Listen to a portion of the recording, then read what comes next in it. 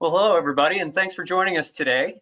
My name is Clay Malcolm, and we're going to be talking about creating financial freedom in your retirement accounts today. I'm joined by my colleague, Larissa Greene, and we're going to be taking you through some basics of the thought process, as well as some strategies that you may or may not have been completely familiar with before. So hopefully this will be helpful in terms of conceptualizing your overall strategy for your IRA and creating financial freedom in your retirement. And there's a slide with myself there, my personal information. I've been in the business for about 10 years, and I've also been a self-directed IRA investor for most of that time. So a lot of the things that we're going to talk about today, I've either done myself or had some experience with other account holders. But I am definitely one of us. We're we're all investors with our self-directed IRAs, hopefully. So I'll be sharing some of my own experience as well, and as well as my professional expertise. And I'm going to have my colleague Larissa Greene introduce herself. Thank you so much, Clay. Good afternoon, everybody. Thank you so much for joining us. I have been with Advanta since 2011, and I do education and business development with Clay. I have my contact information here on the screen. So if you guys have questions and you're maybe it's a little more detailed, something you're curious about, you'd like to walk through it with us, please don't hesitate to reach out to us. We're available to answer all of your questions. And as Clay mentioned, please go ahead and type any questions you do want answered during the presentation into the chat box, and we will be addressing those as we go as well.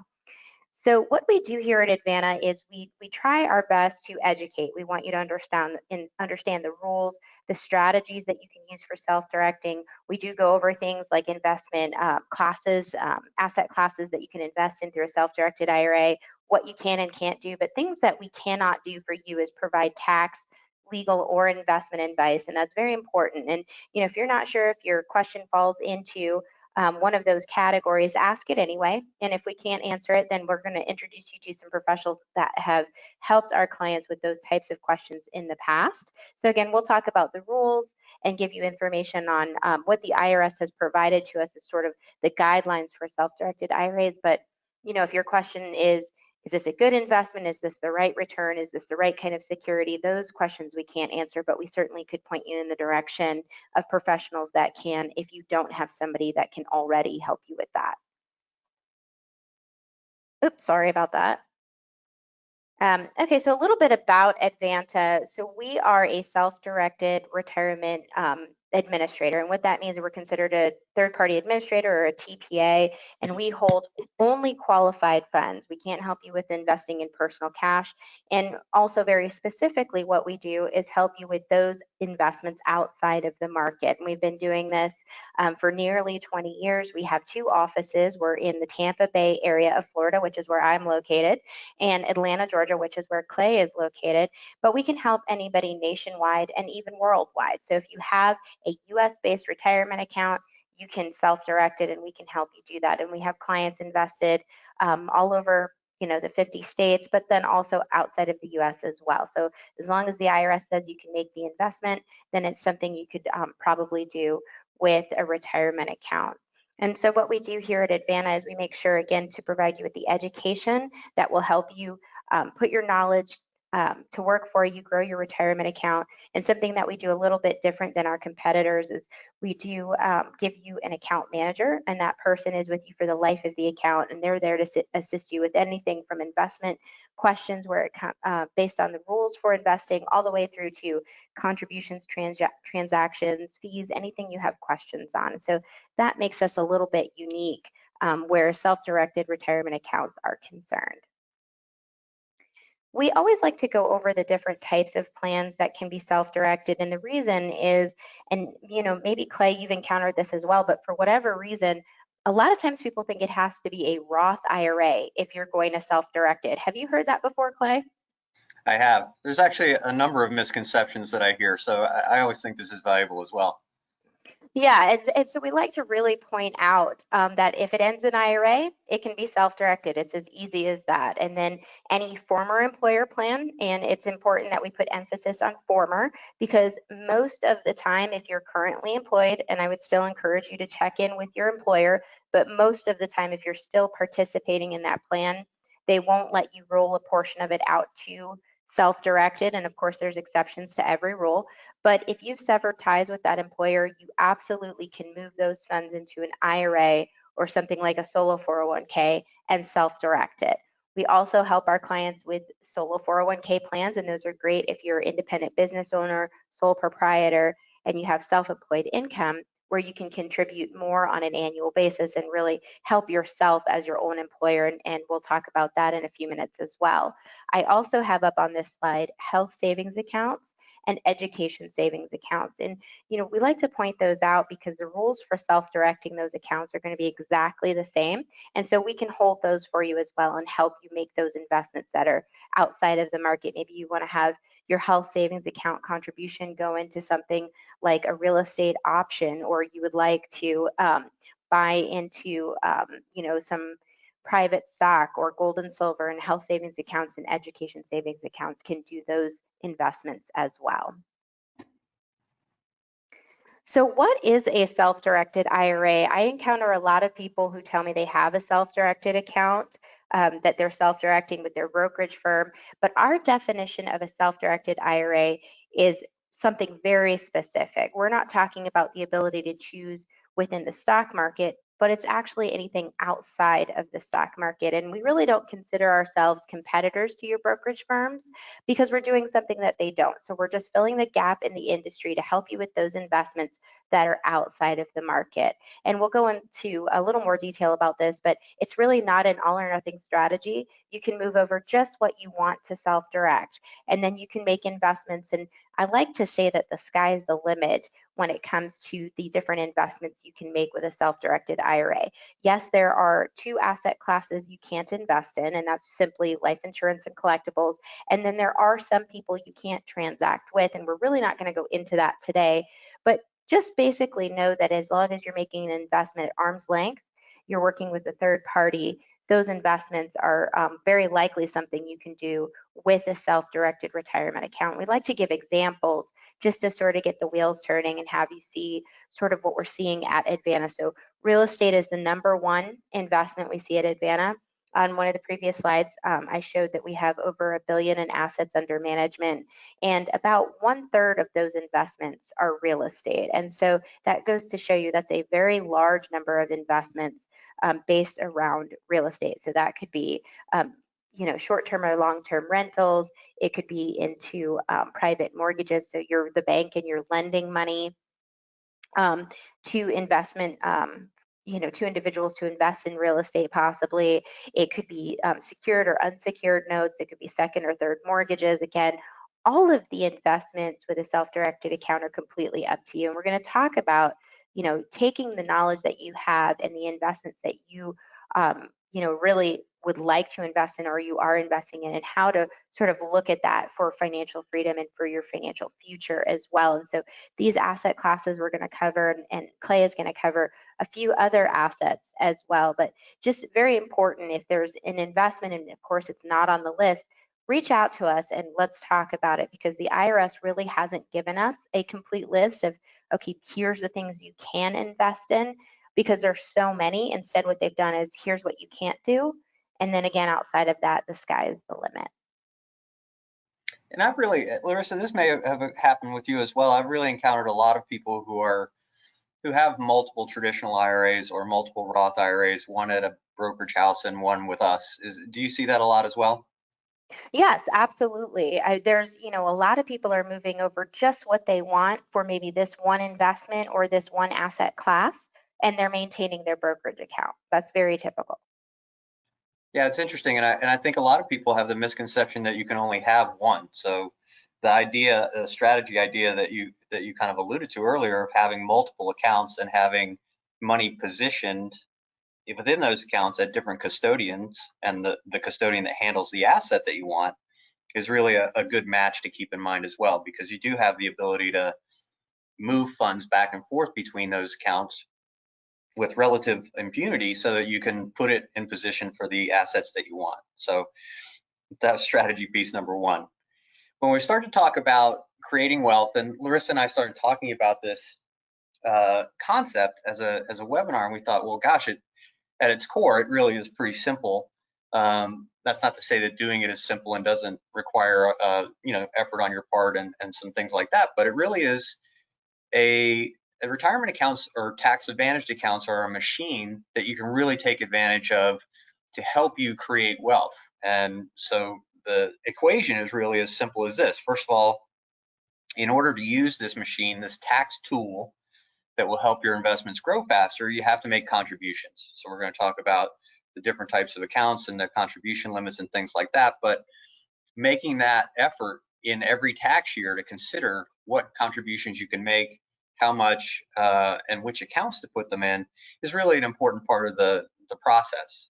Then that money takes on these tax advantages. So traditional and Roth are a little bit different from one another. HSA is certainly different as well, but they all have tax advantages, and they all include tax deferred investment returns, meaning that that money can compound faster and in a way that you would not be able to achieve outside of a tax advantaged account or retirement account.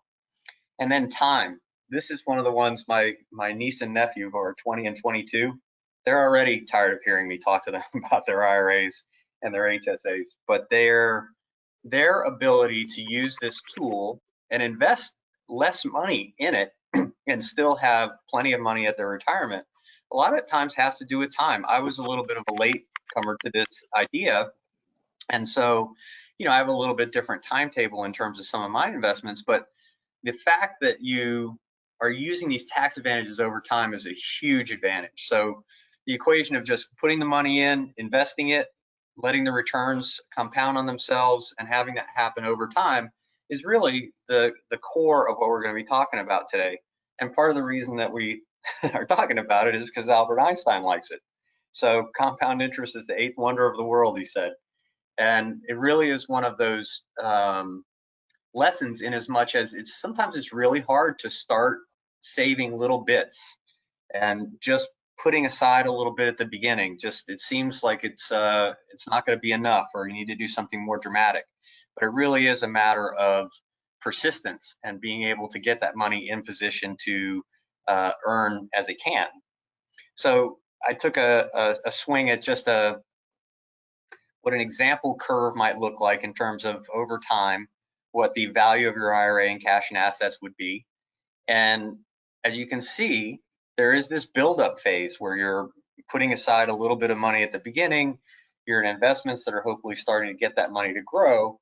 And as you can see, because the returns are tax deferred, so the investment returns you get can be immediately redeployed in their entirety without having the taxes chipped away. So that compounding effect really takes hold, and it doesn't take hold as dramatically at the beginning as it does at the end, obviously. So one of those things to keep in mind is that it does take some persistence in terms of keeping at this idea of creating that high point in the curve at the time when you would need it.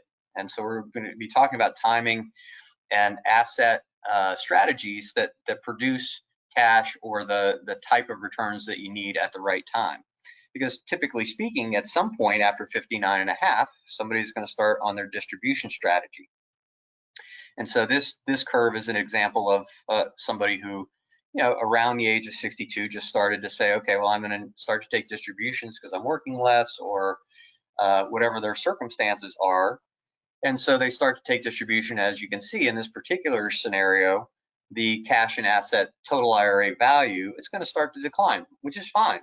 That's really what the buildup is for, so that you have that ability to take the distributions when you need them. And then just because, we all like to hear success stories, I put this other account curve on here that just talks about somebody who actually was able to build up enough assets that perhaps produce cash for their cash needs on their distribution, that they were able to have the wealth that they needed, give themselves the ability to distribute cash themselves, but some of the assets, and in this case, most of the assets, are still in the account. So they're cash producing assets, and they will be able to be passed on to the next generation, because the IRA has the ability, especially a self-directed IRA that handles alternative assets, you can purchase hard assets and things like that that can produce returns virtually forever. So the idea of amassing those kinds of assets is one of the strategies that is common among self-directed IRA investors, and certainly something that you could choose to think about in terms of which assets you're going to choose. This is a great scenario, of course, and not all of us get to this part of it, but just as a goal, this is really a great way to use the tool. Use the build up, then have cash producing assets for later on in life. And that's a great point, Clay. And when Clay and I started to put the slides together and talk about what we were going to discuss on the webinar, we talked about those apps, or even your bank does it now, where when you have a transaction, they just round up to the nearest dollar and automatically put that money into savings for you. And, you know, the idea behind the contributions, you know, to me, it's just like that, where a lot of times we meet people who say, well, I don't have $150,000 to buy, you know, a piece of real estate in my IRA. Where do I get started? And, you know, the idea for those of you who are starting or encouraging your children to start, you know, that's the idea behind that is so powerful, because, you know, if you've ever used one of those apps, I mean, me and my husband used one. It just rounds to the nearest dollar, puts money into savings, and we sort of consider it separate from our personal savings because we never even look at it. And whenever I do, I'm always shocked to see what we've managed to save just from that little thing, that little bit of rounding to the next dollar and putting it aside. So when you're making your contributions, if you're just starting or you're encouraging somebody to start, you know, looking at it from that point of view and saying, you know, it's better to do something than nothing. It's better to save today than wait for tomorrow.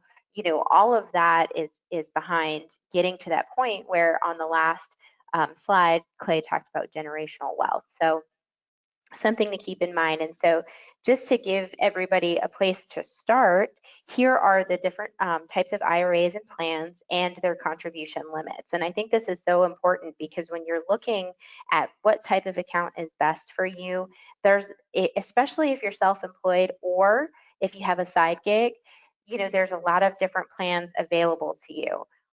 You know, if you're not self-employed, then of course you have the traditional or Roth IRA, but you have other options as well. You may be eligible for an HSA or a health savings account. So there's a lot of different things to look at. And if you're participating in an employer plan, that doesn't mean you couldn't have a traditional or a Roth IRA or an HSA. So lots of different ways to save. And although these contribution limits are the amount up to the amount you can put in, it doesn't mean that, you know, if this year you could only save $1,000 that you shouldn't, because we would encourage you, of course, being in the retirement industry and seeing, you know, and having the knowledge behind IRAs, we would encourage you to do it, whether you could put in 1,000 or all the way up to the limit every year. But so here's to give you an idea, traditional or Roth IRA, those of course are the most common types of accounts we see. The traditional account is the pre-tax account. Basically, you're putting the seed in tax deferred and you're paying tax on the tree at retirement, and the Roth is the exact opposite. You're paying tax on the seed, and you have the tree at retirement tax free, and the contribution limit for those is $6,000 a year or $7,000 if you're over the age of 50. A lot of times people will tell me, oh, you have to have a Roth IRA. A Roth IRA is the way to go. But what you want to keep in mind is there are some considerations for a Roth or IRA versus a traditional. And I think one of the biggest one is if you're just now starting those accounts, depends on when you plan on retiring. How close are you to 59 and a half, or what the IRS considers retirement age? Will you be paying more taxes now versus in retirement? You know, it's really hard to say, but you want to take a look at your personal situation and decide which account is best for you. And we're absolutely to help you. We're here to help you discuss the differences between the two, and then ultimately you would want to talk to your CPA and see which account makes the most sense. Again, if you're self-employed, you have some other options. You can do a SEP IRA, a simple or a solo 401k. And again, either self-employed or maybe you have a side gig with self-employed income. Those accounts make sense if you're making contributions and you either want deductions, you have the ability to save more for retirement on an annual basis. In some cases, you'll get a deduction for yourself or for the business, and in some cases, both. So again, something to look at. You can see when you're self-employed, you have the ability to make a larger contribution than if you are working for or have what I consider a 9 to 5 where you work for somebody else. And then the ESA and HSA accounts are up here as well, and we talked about those. And the contribution limits are listed there. And those accounts also have their own benefits. An education savings account works a lot like a Roth IRA, where there's no deduction for making the contribution, but as long as the distributions are for qualified education expenses, they come out tax-free. And then with a health savings account, we actually have an entire webinar dedicated to that account, because if you're eligible, and you do have to be eligible for that type of account, there are so many benefits to it. So I would encourage you to go to advantaira.com and check out our Learning Center and listen to the webinar on HSAs if you think you might be eligible, because it is a great account. So there is the plan contribution limits for you guys. If you have questions on the different types of plans, please let us know. Yeah, and of course, remember that this year is such an unusual year that the contribution deadline has changed. So July 15th is coming up. So one of the reasons why we wanted to remind everybody of contributions was, of course, because you can still be making your 2019 contribution in most cases. So, you know, this is a great time to be considering what contributions you made for 2019. And if you're looking to add quite a bit, you could possibly make contributions for 2019 and 2020 at the same time. So it's a good time to be considering that strategy. And speaking of contribution strategies, one of the things that I've come across from several account holders and just talking to people in the industry really is there most likely is going to be some level of the max amount that you can contribute to a year, just that you have available. We all have our lives going. We're operating mostly in our personal money, and that can vary according to what's happening in our lives. So the ability to make max contributions to every account you have every year would be tremendous, but that doesn't happen for lots of folks. So one of the things to keep in mind is when you have dollars that can be contributed to one of these accounts, especially if you have multiple types, where is it best spent? And this may apply to you and it may not, but the idea of thinking about that, and again, just conceptualizing and having a map of all the accounts that you have and what their purpose is a good exercise. So a lot of people will say, of course, the very first of your available contribution dollars, where's the first place you should put it? And a lot of people will say, well, any employer plan that has matching. So the two that come to mind for me, of course, are 401k, which often has employer matching. So they'll match your contributions up to a certain amount, or a simple IRA, which also offers a level of matching contributions. And the reason that comes to mind first for everybody is, of course, you double your money instantly. It's essentially free money. So it's very hard for even a tax tool to trump that. It's just really it's such an incredible opportunity to get some more money in your retirement account, and you don't even have to put it in. So perhaps you make those contributions first up to the matching, and then maybe you have an HSA. So you have to have a high deductible health plan. You can't be on Medicare, and you can't be a dependent. But if you meet those criteria and can have an HSA, the tax benefits of HSAs are tremendous. So it's pre-tax money in like a Roth, tax deferred in the middle, and it's also tax-free like tax deferred, pre-tax money on the way in like a traditional, tax deferred in the middle, and then tax-free on the way out like a Roth. So it actually has three tax benefits, and the distributions, as long as they're for qualified medical expenses, can take place at any time. So in terms of just gross tax benefits, HSAs really, they have the most features when it comes to that that particular tool. Now it does, you know, have to do with qualified medical expenses, but you know, from the thought that most of us will probably be spending a lot of money on medical expenses, and the convenience of being able to make distributions to yourself for those qualified medical expenses at any time after they occur, really means that your HSA can be a tremendous tax tool, and it can also help with your retirement, because that way you won't have to be using your 401k or your IRA to pay for medical expenses. So anyway, because those tax benefits are so strong, sometimes people are taking their next set of available contribution dollars and contributing them to an HSA. And then after that, there are other considerations that may become more of a mixed bag for you. So obviously 401ks or employer plans often have the ability for you, if you're having a good year, to be able to contribute a lot more. And that's a valuable tool so that you can actually get more money into a tax advantaged account. Now, whether that's a 401k or a Roth in terms of a gross taxation strategy, these are strategy considerations that you would probably work through with your financial team. And Larissa had talked about, do you need a deduction in a year, or do you not need a deduction necessarily?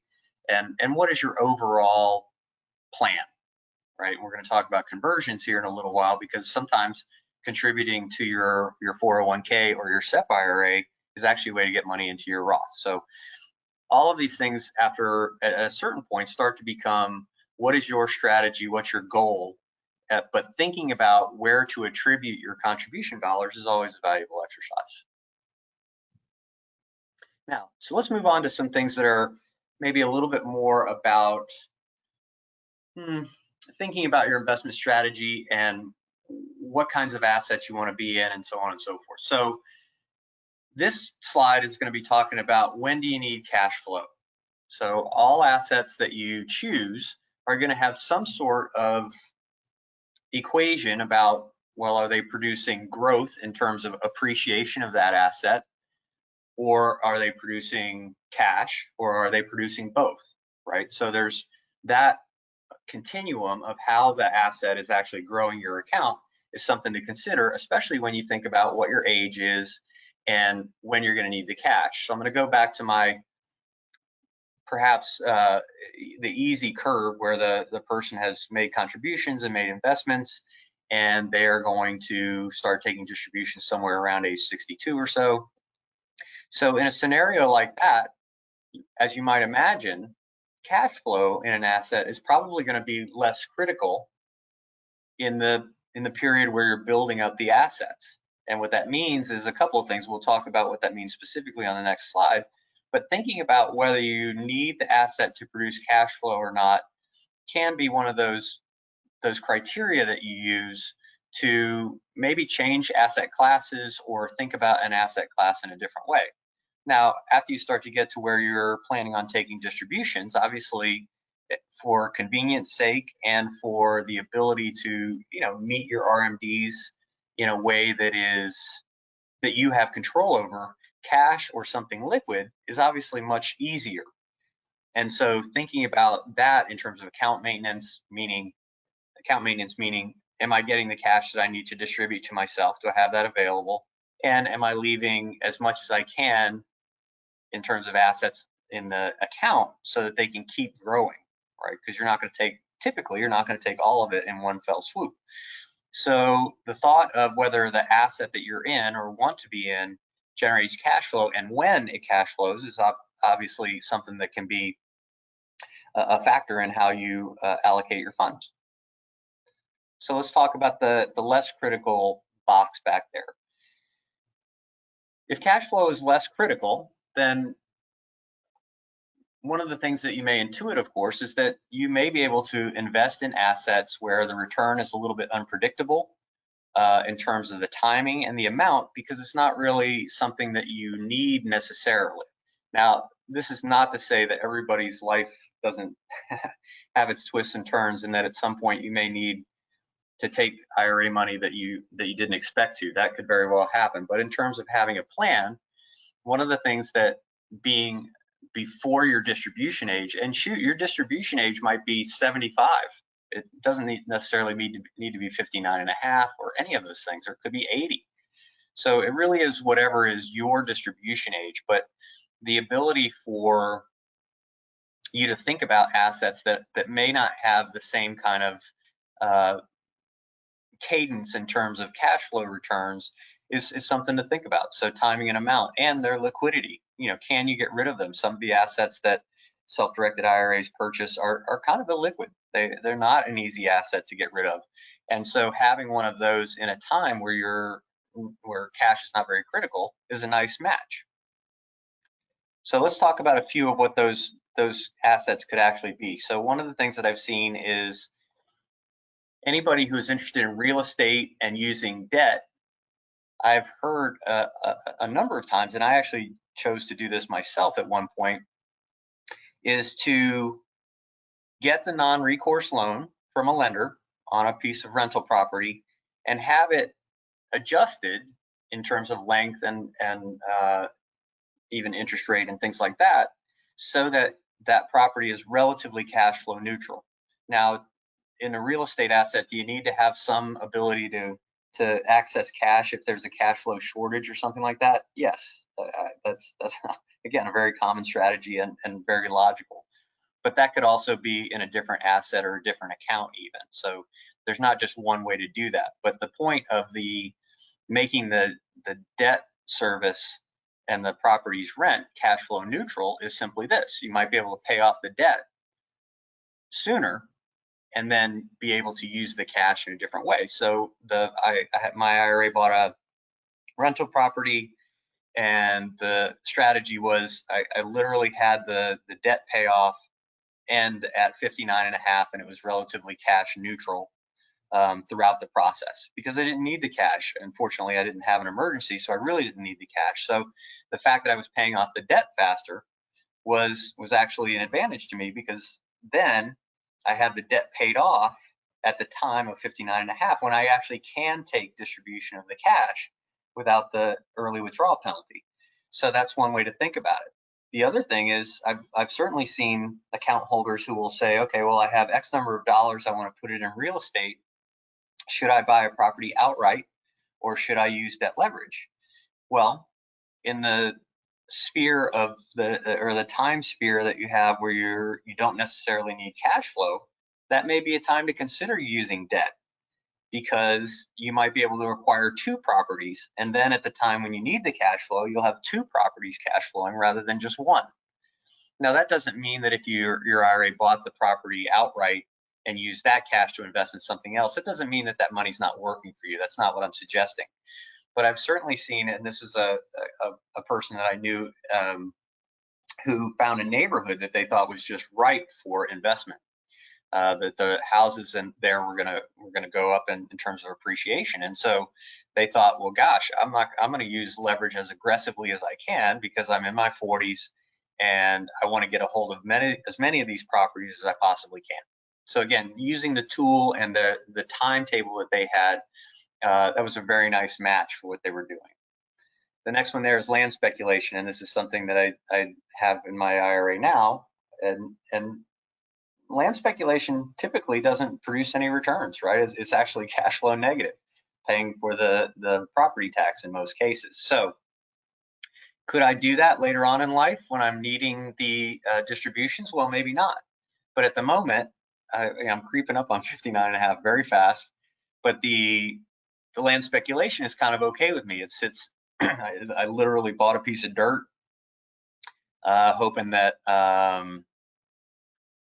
solar facilities would need it, or even hemp or marijuana growth. It's in California, so somebody hopefully is going to buy that land many years down the road. Now, it's going to take a while for anybody to really care about that land because it's a little far out there, but that's the idea, right? And will I be right and make some money on it? I hope so. Do I know that if that's going to happen? No. It's a bit of a gamble, and it's illiquid, and I don't know the timing or the amount of the payoff, but I felt like it was okay given the situation where I was in my part of the curve on the IRA kind of chart there. Trees was another one. So I own some trees that are cropped. Trees take a long while to grow. So I bought seedlings, and in the prospectus, the idea was the trees are going to be cut at year 8, year 15, I think it's year 22 and year 25 or something like that. So at each of those cuttings, presumably hoping that the trees still are growing and healthy, and that the price for the wood hasn't tanked and that kind of thing, then at each of those timetables or time markers, I will be getting a return in my IRA. And in this particular case, buying a seedling is not terribly expensive, so I did it in my Roth, hoping that the trees and the wood appreciates and so on and so forth. So all of it again matched the fact that I didn't need cash flow, and that in later years it would be nice to have these chunks where when I get them, if I get them, then I can actually produce or invest those chunks of cash into cash producing assets. So, because at that time I'm thinking that I probably will be taking some distributions. So I thought about, those years when they'll produce and things like that. So all of that was part of the equation for me in that regard. Equity for growth. I mean, there's a lot of attention being paid to venture capital and investing in companies that perhaps could grow exponentially over years, over time. And so investing in those before you need cash flow is another way to think about it. So are you going to invest the money now? Do you need a return? Shoot, we've seen assets at Advanta where the book value of the asset stays the same for 10 years, and then all of a sudden, boom, the product is available or the company hits, and so then the cash flow turns, or the cash return starts to occur. So it's one of those things to think about. And precious metals, again, non-cash producing returns, typically speaking, that the price of the metals goes up or down. And so people who are using that as a hedge of inflation, sometimes they will go ahead and they will, if precious metals prices are down, they'll go ahead and purchase those in the non-cash flow phase of their retirement strategy so that they have it when they need it, and then they can liquidate it. Now, speaking of liquidation, once you get past that threshold, whatever yours is for when you want to start taking distribution, it's often very convenient to have the timing and the amount of cash flow coming off your assets to be known. So a little bit more liquid makes the distribution much easier and things like that. So what are those assets? What are the typical ones that we see? Well, certainly real estate that produces rent that's paid off, definitely a lot of cash flow, typically pretty consistent cadence, and so something that would produce. We also see people go into notes, so that their IRA makes a loan or buys an existing note, and those payments come back, hopefully like clockwork, and they can be melded into your cash distribution strategy.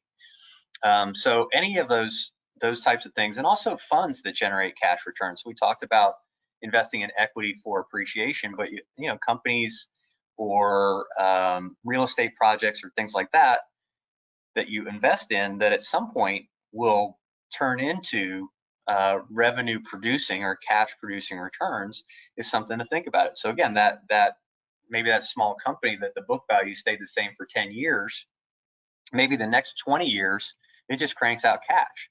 So thinking about how that meets your financial needs, again, part of the idea of what we're talking about here.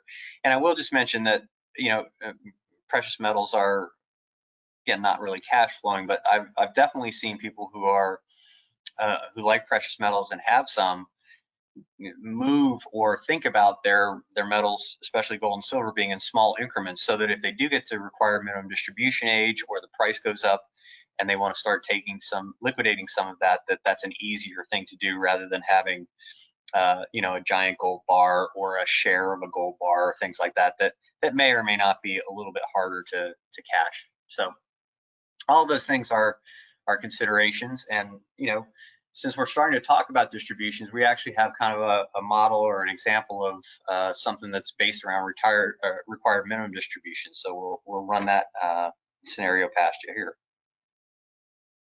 Yeah, so like Clay mentioned, it's really important to think about where you are and what investments make sense for this moment in your timeline. And once you reach that age where you have an account, of course, this doesn't apply to a Roth IRA, but other types of retirement accounts are going to have a required minimum distribution. So what that means for those of you that are not aware is that at some point you're going to reach an age where the IRS says, okay, well, you've had this tax deferred growth all this time. Now we want you to take out money so they can realize some tax revenue. So when does that happen? Now it's at age 72. That's new with the Secure Act this year.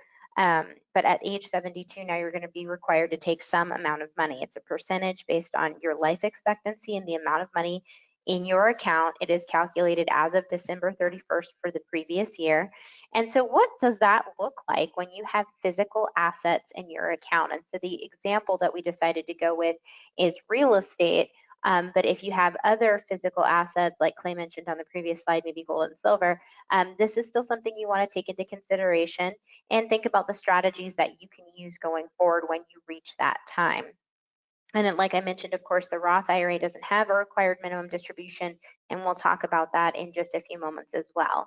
But so here on this slide, we're giving you some of the strategies that we see people use. So of course, you can always sell the property and then have cash in the account. So if I bought 123 Main Street for $75,000 and I reach age 72 and now have to take required minimum distributions and the property is now worth $400,000, I can always sell it, have the $400,000 come back to my account, and then distribute just what is necessary or maybe what I want to distribute, because cash is easy to distribute.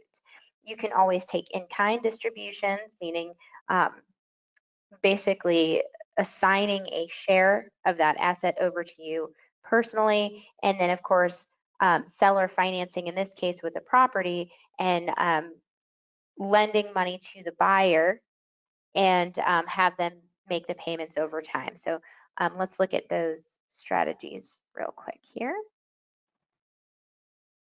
So as I mentioned with the first one, of course, you can always just simply sell the property or sell the asset, have the cash go back to the account. Now, not only is it easy to distribute, but it's also easy for valuating the account at the end of the year. So when you have something like real estate in the account, once you reach RMD age, or required minimum distribution age, there is that requirement to have an appraisal done on the property. Now at Advanta IRA, we don't require it every year, but we do require an appraisal every 3 years. That is an expense. You are going to have that done in order to show the fair market value of that asset.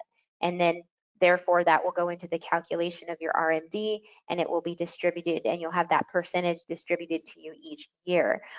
So if you went ahead and sold that property, cash back to the account is very easy. Whatever it is, whatever's in there is the value of the account, easy to distribute. And then you also have the opportunity to either just leave it in cash or invest it again. And maybe you invest it in something that's more liquid or has, the cash flow that you were looking for. So there's a lot of opportunity there, that I think people aren't aware of. A lot of times people talk to us about, and Clay, you may get this as well, but, I'm approaching 70. What am I going to do with this asset when I actually have to take distributions? Yes, absolutely. And you do have choices. So that's a nice cash choice, very convenient. One of the other choices that you can make is to take in-kind distributions. So in the case of real estate, what that really means is that you retitle the property every year. Obviously, when your IRA buys the property, it is the title holder. And so if the IRA wants to make an in-kind distribution, then let's say that at the year that the distribution is going to be taken, up to that point, it's been 100% owned by Clay's IRA. Well, we may go down to the county and change it to 80% owned by Clay's IRA and 20% owned by Clay personally. And so the value of that 20% would be the distribution. If it's in a traditional, obviously with RMDs, then it would be taxed, and that's the way that the RMD would be satisfied. Now, there's a couple things that are going on there. As Larissa mentioned, you need a formal appraisal every few years to make sure that the tax event is appropriate for the asset as it is now. And when if I start to become a partner personally alongside my IRA, I obviously have some tax ramifications in my personal world that I hadn't had before, because before I didn't own 20% of 123 Main Street. So I need to take that into account as well. One of the nice things about this, although it does take some energy and some, a little bit of expense for the appraisals and things like that, is that I could still be meeting my required minimum distributions, but still let's take that example of the first 20% that I distributed, 80%, could still be appreciating within the IRA. So I'm still getting to keep some of that appreciation value going. And it doesn't need to be 20%. You can choose whatever percentage you want. It does not have to be consistent. You can do 20% one year, 10% the next, 50% the next. So you're actually in control of the way that you create the distribution strategy when it comes to these in-kind kind of distributions. And then another one that I've seen that an account holder or two that I've run into has done, they got to a place where they were needing cash flow. In this case, it was for RMDs.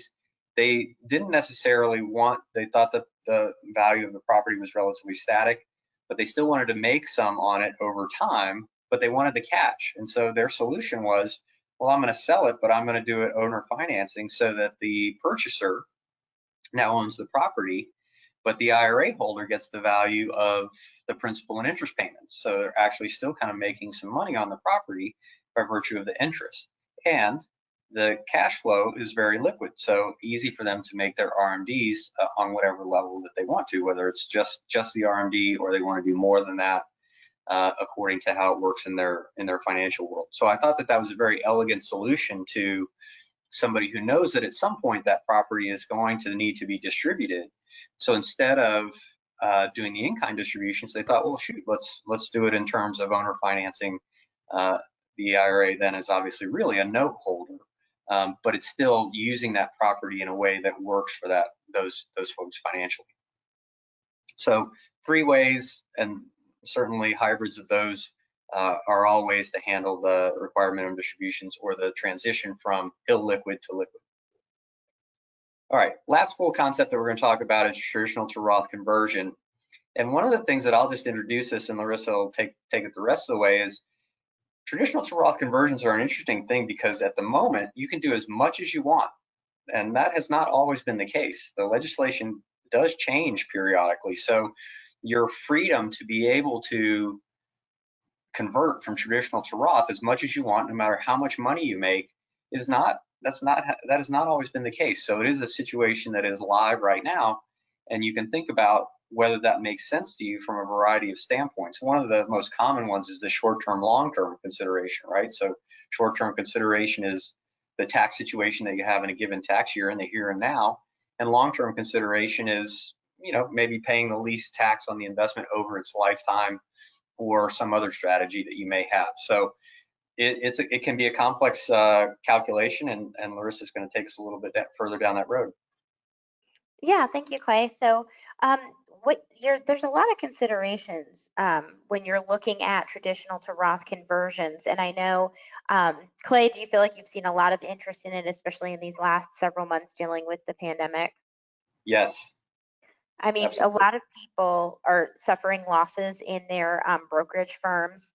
The market has been down, up, down, up, down, up. I think it's, up today, down, yesterday. It's all over the place right now. And so a lot of people are experiencing losses. And so this might be the year that you consider the Roth conversion, or it might not. And so there's a lot of things you need to sort of look at and then consult your accountant and really try to determine what makes the most sense for you. But the great thing, and Clay mentioned this, is that it's not all or nothing. You can move over just the amount you want. I've seen clients do it over several years, but essentially what happens is you're taking this pre-tax account. Remember, in a traditional IRA, you have not yet paid taxes.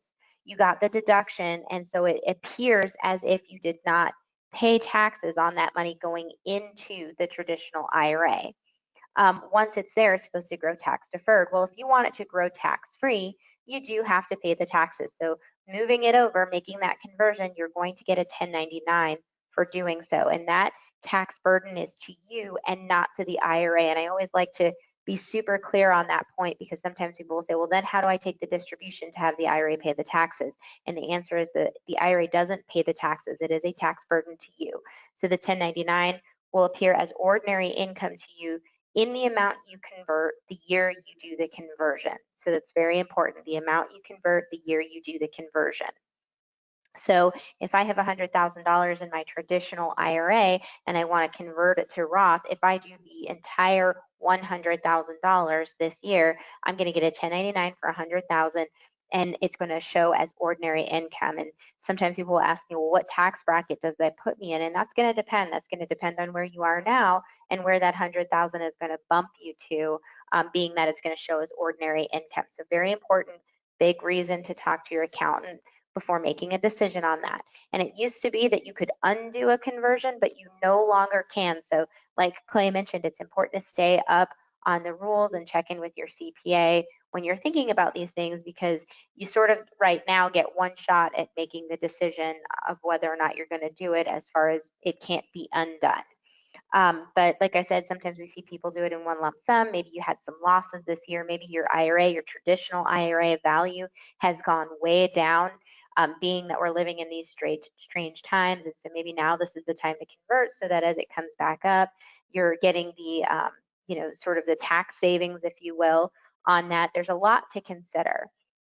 If you had suffered a lot of personal losses this year, it might be a good year to convert, because, when you bring that amount into ordinary income, it's not going to affect you as much as it would have, if this was a year without the pandemic, for example. So a lot of things to think about. And so we sort of go over that there. But, if you do have money that goes to the Roth IRA, again, once you've paid the taxes and gone through those steps, you are going to have tax-free growth. Some other things that you want to consider is, what tax situation are you in now versus where will you be at retirement? So if I'm going to retire in 5 years and I have a lot more in earnings now versus, at that time that I retire, and maybe I'm no longer working, I no longer have a 9 to 5, maybe the Roth IRA doesn't make sense for me. It really just depends on your personal situation. If you're really young and you have a traditional IRA or an old employer plan you're considering converting, chances are very good that taxes are going to be higher in the future.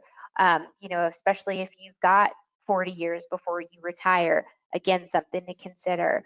Something else that you want to think about too, and this is especially if you're closer to retirement rather than further, is that every time you convert any amount into the Roth IRA, the conversion has what they call a 5-year aging period. So even if I'm age 60, which technically is retirement age for IRS purposes, if I do a Roth conversion, it is not tax-free until it has a chance to age for 5 years. So, and then every time you convert, the new converted amount has a new 5-year aging. So again, just some things to be aware of, some things to consider. But then, of course, there's those benefits too.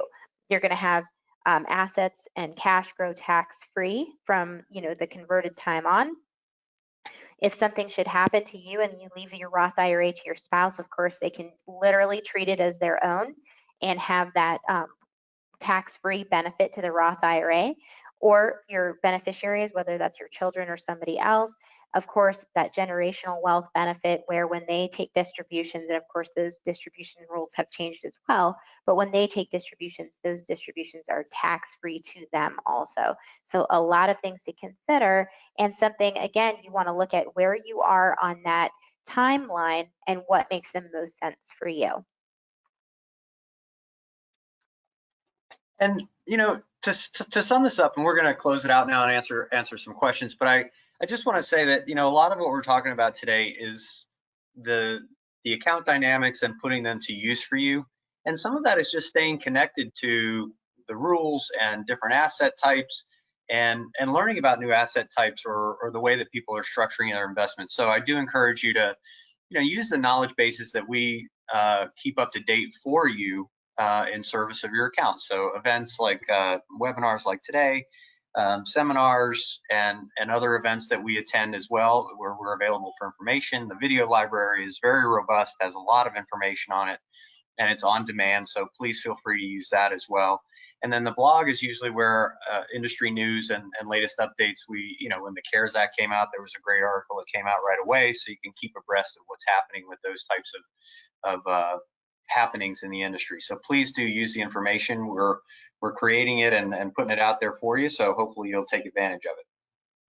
And do remember that this is a self-directed IRA can look a little bit daunting to somebody who hasn't experienced it yet, but really it's a pretty easy process. So you're just opening an account with a custodian like us that handles alternative asset. It takes about 15 minutes to do the application and a day or so to get the account open, move money in via contribution that we talked about today, or rollover or transfer from other accounts. So an old 401k or something like that is a very common strategy. And then once that you have that, then you're really just looking for your investments and deciding which type of investment is best for your financial situation. And as Larissa mentioned at the very beginning of the presentation, you have your account manager here at Advanta to help you with all of the mechanics of your account and to keep it moving in the direction that you want to. So please do feel free to avail yourself of that. And with that, I think that we will go to questions. So one question I saw pop up is on the different investments. So Clay, you talked about a lot of different investments, and I know right now it's a little bit of a struggle, of course, because people aren't really meeting in person. But people ask me all the time, you know, how do you find these investment opportunities? Where do you go? And before I would have told you, I could, you know, name any number of meetings that you could attend for breakfast, lunch, or dinner on any given day where you can network with like-minded investors. You're going to meet a lot of people who are experienced investors. You'll meet a lot of people who are new, and it's a great way to sort of start building out those people that you might maybe partner with or work with in the future. And so it's a great way to get involved in your local investment community. And unfortunately, there's not a lot of that going on right now. However, very fortunately, we have things like GoToWebinar and Zoom, where most of these meetings, or I should say many of them, have opted for an online platform. So if you go to meetup.com and search real estate investment groups, or just Google it, you're going to find a lot of them have gone to a Zoom type of platform.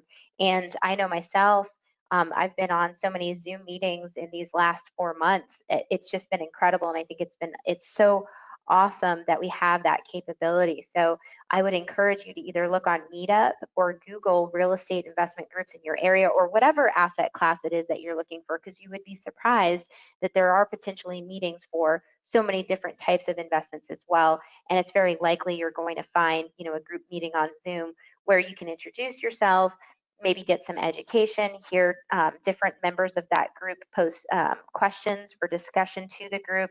So a lot of great ways to still meet local investors, even though, you know, nothing's going on face to face. Is there any other suggestions you can think of, Clay? Well, I was just going to say, you know, you and I are in the thick of this all the time. And so one of the reasons that Advanta has decided to start the Pitch, Promote, and Prosper events is for that very reason. So we're now having live Zoom events where people can pitch an asset that they have that they're looking to sell, or you can listen and see if it's an asset that you want to buy. So using the technology and trying to promote the idea of everybody keep communicating about what's happening is something that we're invested in, and we're having those about every 2 weeks. So keeping abreast of that on our events page is certainly one way to go as well. That's a great point, Clay. And then another question that I saw pop up, and you know, sort of going with the idea that, of course, if you're starting with a contribution and you're looking for investments that maybe take a little less money, what about the ability to partner? Do you want to touch on that a little bit? Yeah, absolutely. And this happens most of the time in real estate, but it can happen in a couple of different forms. So sometimes people will take their, well, let me just go back to the basics. Your IRA can be a partner. It is a legal and financial entity, and so it can partner on real estate, it can partner as tenants in common. You could create an LLC or some other type of entity that is collecting investors, and your IRA could be one of those.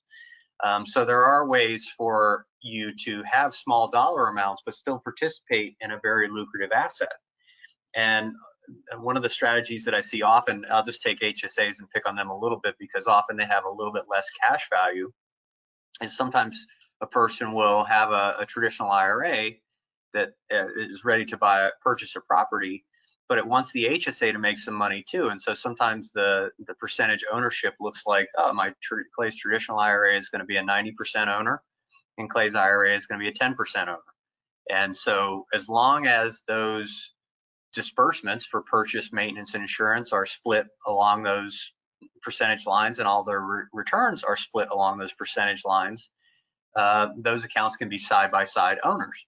And that also goes along with other assets as well. So if it's an LLC that's going to maybe not be in real estate, but it's going to invest in a company, or you're investing directly in the company, your IRA can be alongside other investors, and it doesn't necessarily have to have a gigantic cash value in order to participate. That's a great point. Um, Clay, I did have another question pop up, and I think this is for you directly. Out of curiosity, trees, can you insure them? Um, that's a great question, and I don't know the answer. It probably would depend on the insurer, so you might have to call Lloyd's of London or somebody like that to find out. I did not choose to insure mine, but I will say this, that the IRS allows us as IRA investors to protect the assets that we purchase. So if I could find insurance and I thought that that was a good spend of my money, my IRA's money, a good value, then I certainly would do it. So I don't know whether anybody insures them or not. I didn't choose that, but it's a great question. A great question. I have another great question on partnering. So can my traditional and Roth IRAs partner with each other? Well, yes. So one of the things that's to consider, of course, is that, and we didn't cover disqualified persons and things like that today, but your personal assets and your IRA assets and some of your family members are going to be considered to be disqualified from one another. And that would create a certain amount of rigidity when it comes to partnering up. And what that means, so, and I'll take this question as an example. So if your traditional and Roth are partners in, let's say, a piece of real estate, and let's say that the percentage split of them is 60-40. The important thing is to make sure that that percentage stays intact for every monetary movement. So again, disbursements would all have to be split 60-40, whether that's to buy the property or to pay a kid to cut the grass. And the rent would also need to be split 60-40 as well, because in that way, all the IRS sees in your traditional is you own 60% undivided interest of 123 Main Street, and all it sees in your Roth is 40% undivided interest in 123 Main Street. The thing that you really have to watch out for, and that's prohibited, is either of those accounts trying to purchase equity from the other or change the percentage ownership and things like that, because that type of transaction is prohibited. But if the percentage ownership is set up at the beginning and it's adhered to all the way through the investment process, then that is allowable. Yeah. Absolutely. Um, I don't see any other questions. So I think with that, we are going to show you the last slide here with our contact information on it again, just so you have it. And you can certainly reach out to either Clay or myself with any questions. We encourage you to do so. We would love to hear from you. If there's a topic from this webinar that you would like to hear more in depth, or any topic on self-directed retirement accounts or strategies, we'd love to hear from you. Let us know, because we're always putting together our education, and we're always looking a couple months in advance, and we love to see what topics you guys would like to hear about. So thank you so much again for joining us, and thank you so much, Clay. Thanks, Larissa. Thanks, everybody.